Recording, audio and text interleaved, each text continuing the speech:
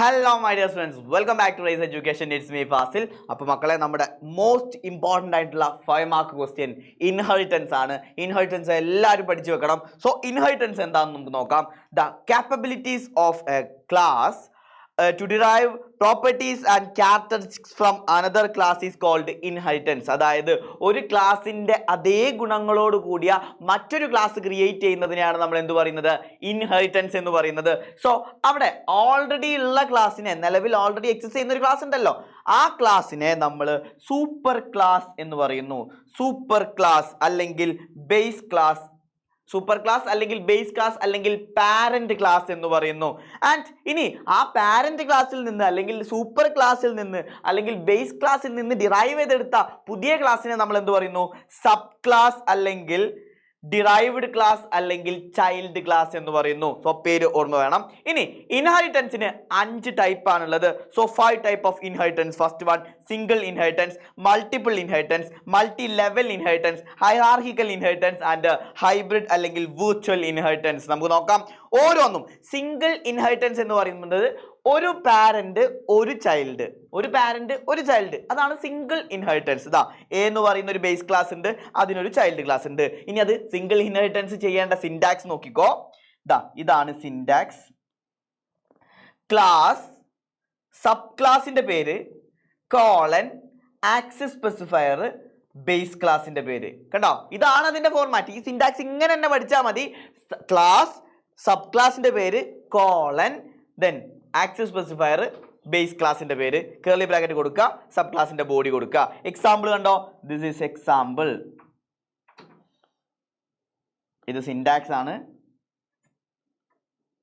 ഇത് എക്സാമ്പിൾ ആണ്. Okay. So A എന്ന് പറയുന്ന ഒരു ക്ലാസ് ഉണ്ട്, ബി എന്ന് പറയുന്ന ക്ലാസ് ക്രിയേറ്റ് ചെയ്തപ്പോ B class B colon public A. കണ്ടോ, ആക്സസ് സ്പെസിഫയർ നമ്മൾ പബ്ലിക് ആണ് യൂസ് ചെയ്തിട്ടുള്ളത്. എ എന്ന് പറയുന്ന ബേസ് ക്ലാസ്, ദെൻ ബിയുടെ ബോഡി. ഇത്രേ ഉള്ളൂ സിംഗിൾ ഇൻഹെറിറ്റൻസ്. ഇനി മൾട്ടിപ്പിൾ ഇൻഹെറിറ്റൻസ് ആണെങ്കിൽ നിങ്ങൾ ആ ഫിഗറിലേക്ക് നോക്കൂ. മൾട്ടിപ്പിൾ പാരന്റും ഒരു ചൈൽഡ് ക്ലാസും. കണ്ടോ, മൾട്ടിപ്പിൾ പാരന്റും ഒരു ചൈൽഡ് ക്ലാസും. നമുക്ക് ഇതിനെ എ എന്ന് കൊടുക്കാം, ഇത് ബി എന്ന് കൊടുക്കാം. ഇതോ അങ്ങനെയാണെങ്കിൽ പുതുതായിട്ട് ക്രിയേറ്റ് ചെയ്യുന്ന ഡിറൈവ്ഡ് ക്ലാസ് സി. ഇങ്ങനെയാണെങ്കിൽ എയും ബിയും 2 പാരന്റ് ആണ്. ദെൻ അതിൽ നിന്ന് ഉണ്ടാക്കിയതാണ് ആരെ? നമ്മുടെ സി എന്ന് പറയുന്ന ചൈൽഡ് ക്ലാസ്സിനെ. സോ നോക്കിക്കോളൂ, ഇവിടെ എക്സാമ്പിൾ കൊടുക്കുമ്പോൾ എ എന്ന് പറയുന്ന ഒരു ക്ലാസ് ഉണ്ട്, ബി എന്ന് പറയുന്ന ക്ലാസ് ഉണ്ട്. എയും ബിയും തമ്മിൽ ബന്ധമൊന്നുമില്ല. പക്ഷേ സി എന്ന് പറയുന്ന ക്ലാസ് ക്രിയേറ്റ് ചെയ്തപ്പോൾ കോളൻ പബ്ലിക് എ കോമ, ഒന്നിൽ കൂടുതൽ ക്ലാസ് ഉണ്ടെങ്കിൽ കോമ ഇട്ടിട്ടാണ് നമ്മൾ സെപ്പറേറ്റ് ചെയ്യേണ്ടത്, comma public B. So A എന്ന് പറയുന്ന ക്ലാസ്സിൽ നിന്നും ബി എന്ന് പറയുന്ന ക്ലാസ്സിൽ നിന്നും ഡിറൈവ് ചെയ്തെടുത്തിട്ടുള്ള ഡിറൈവ്ഡ് ക്ലാസ് ആണ് സി എന്ന് പറയുന്നത്. സോ ഈ ഫിഗർ വെച്ചിട്ട് തന്നെ എക്സാമിന് നിങ്ങൾ എക്സ്പ്ലെയിൻ ചെയ്യണം. ഈ ഫിഗർ കാണാതെ പഠിച്ചോ, വളരെ സിമ്പിൾ ആയിട്ടുള്ള ഫിഗർ ആണ്, മനസ്സിലാക്കി പഠിക്കാവുന്നതേ ഉള്ളൂ അല്ലേ? Multiple inheritance. ഇനി മൾട്ടി ലെവൽ ഇൻഹെറിറ്റൻസ് എന്ന് പറയുന്നത് ഇങ്ങനെയാണ്. എ എന്ന് പറയുന്ന ഒരു ക്ലാസ് ഉണ്ട്, അതിന്റെ ഡിറൈവ്ഡ് ക്ലാസ് ആണ് ബി, അതിൽ നിന്ന് ഡിറൈവ് ചെയ്തതാണ് സി. അതായത് നിങ്ങൾ മറന്നു പോകാതിരിക്കാൻ, ഈ മൾട്ടിപ്പിൾ ഇൻഹെറിറ്റൻസും മൾട്ടി ലെവൽ ഇൻഹെറിറ്റൻസും മാറിപ്പോവാൻ സാധ്യതയുണ്ട്. സോ അത് മാറിപ്പോവാതിരിക്കാൻ നിങ്ങൾ ഇങ്ങനെ ഓർത്താൽ മതി. നമ്മൾ ഗെയിമൊക്കെ കളിക്കുന്ന സമയത്ത് ഓരോ ലെവൽസ് അല്ലേ? സോ അതുപോലെ എ ബി സി അങ്ങനെ ലെവൽ ആയിട്ടാണ് പോകുന്നത്.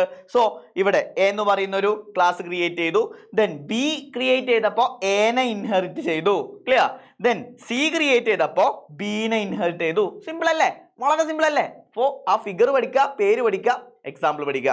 ആൻഡ് നെക്സ്റ്റ് നാലാമത്തത് ഹൈറാർക്കിക്കൽ ഇൻഹെറിറ്റൻസ്. ഹൈറാർക്കിക്കൽ ഇൻഹെറിറ്റൻസ് കണ്ടോ, ഇങ്ങനെ ഹൈറാർക്കിക്കൽ മോഡൽ. ജി എന്ന് പറയുന്ന ഒരു ക്ലാസ് ഉണ്ട്, ജി എന്ന് പറയുന്ന ക്ലാസിന്റെ 2 സബ് ക്ലാസ്സുകളാണ് ഏതൊക്കെയാ? ബിയും ഇയും.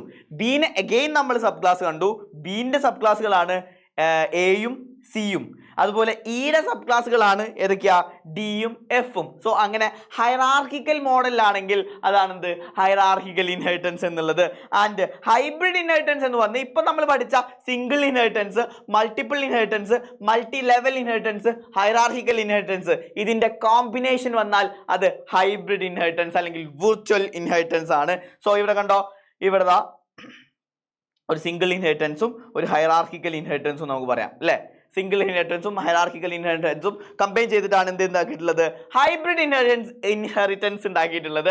സോ ഇവിടെ നിങ്ങൾ നോക്കേണ്ടത് ഇനി ഇതന്നെ വേണമെന്നില്ല, നിങ്ങൾക്ക് ഏത് എക്സാമ്പിളും കൊടുക്കാം. അതായത് സിംഗിളോ മൾട്ടിപ്പിളോ മൾട്ടി ലെവലോ ഹൈറാർക്കിക്കലോ കമ്പൈൻ ചെയ്തിട്ട് എങ്ങനെ ഉണ്ടാക്കിയാലും അതെന്തായിരിക്കും, ഒരു ഹൈബ്രിഡ് ഇൻഹെറിറ്റൻസ് ആയിരിക്കും. ക്ലിയർ അല്ലേ? സോ ഇതാണ് ഇൻഹെറിറ്റൻസ് എന്ന് പറയുന്ന ഒരു കോൺസെപ്റ്റ്. വളരെ സിമ്പിൾ ആയിട്ടുള്ള കോൺസെപ്റ്റ് ആണ്. അതുപോലെ തന്നെ ഈ ചാപ്റ്റർ, നമ്മുടെ സെക്കൻഡ് ചാപ്റ്ററിന് ഇമ്പോർട്ടന്റ് ആയിട്ട് 5 മാർക്കിന്റെ ഒരു ക്വസ്റ്റൻ ആണ് പോളിമോർഫിസം എന്നുള്ളത്. സോ പോളിമോർഫിസം നമുക്ക് ലൈവിൽ ഡിസ്കസ് ചെയ്യണം. അപ്പൊ എല്ലാവരും ലൈവിൽ കാണണം. നമുക്ക് അടിപൊളിയായിട്ട് കംപ്ലീറ്റ് ചാപ്റ്റേഴ്സും സെറ്റ് ആക്കണം. സോ നെക്സ്റ്റ് വീഡിയോയിൽ കാണാം. ബൈ.